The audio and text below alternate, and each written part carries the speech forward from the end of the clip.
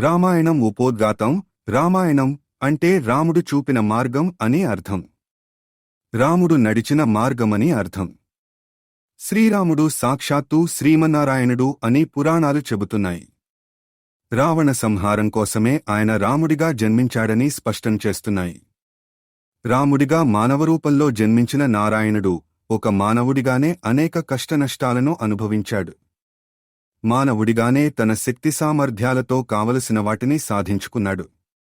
మానవుడిగా నడుచుకుంటూనే ఈ లోకానికి ఆదర్శ పురుషుడుగా నిలిచాడు. శ్రీరాముడు మూర్తీభవించిన ధర్మస్వరూపుడు. ధర్మం ఎలా ఉంటుంది అంటే మూర్తీభవించిన రాముడిలా ఉంటుంది అని మహర్షులు సెలవిచ్చారు. ఒక తనయుడిగా, భర్తగా, తండ్రిగా, ప్రభువుగా, శిష్యుడిగా, సోదరుడిగా, స్నేహితుడిగా మానవుడు ఎలా నడుచుకోవాలో, ఎలా మసలుకోవాలో రాముడు అనుసరించి చూపించాడు. ఒక మనిషి మాటపై ఎలా నిలబడాలో, అందుకోసం ఎన్ని ఆటంకాలు ఎదురైనా ఎలా ఎదుర్కొని నిలబడాలో ఈ లోకానికి చాటి చెప్పాడు. రాముడు ఎంతటి పరాక్రమవంతుడో అంతటి శాంతమూర్తి.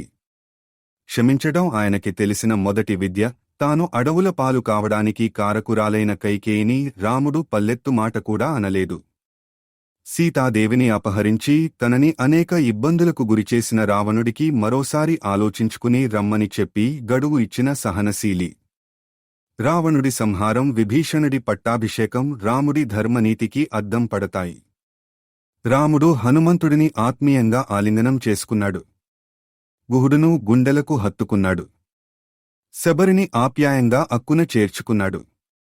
తనని ప్రేమించేవారి పట్ల రాముడు ఎంతటి కరుణతో కరిగిపోతాడనడానికి ఇలా ఎన్నో నిదర్శనాలు కనిపిస్తాయి. వనవాసం పూర్తయి తిరిగివచ్చిన తరువాత అతని తల్లి, పినతల్లులు రకరకాల పదార్థాలను విందులో వడ్డిస్తారు. శబరి తనకి తినిపించిన ఎంగిలి పండ్లలోని రుచి ఎందులోనూ లేదని రాముడు అనడం భక్తుల పట్ల ఆయనకి గల అనురాగానికి ఒక ఉదాహరణ. రాముడు ధర్మస్వరూపుడు అయితే సీతమ్మ తల్లి ఆదర్శమూర్తి. ఆమె మసలుకున్న తీరు మహిళాలోకానికే ఆదర్శం. అందువల్లనే రామాలయం లేని ఊరు, రామనామం జపించని నోరు కనిపించవు. ధర్మం ఎలా ఉంటుందో, ధర్మాచరణ ఎలా ఉంటుందో ప్రతి ఒక్కరూ తెలుసుకోవాలి. అందుకోసమే రామాయణం చదవాలి, వినాలి, అనుసరించాలి.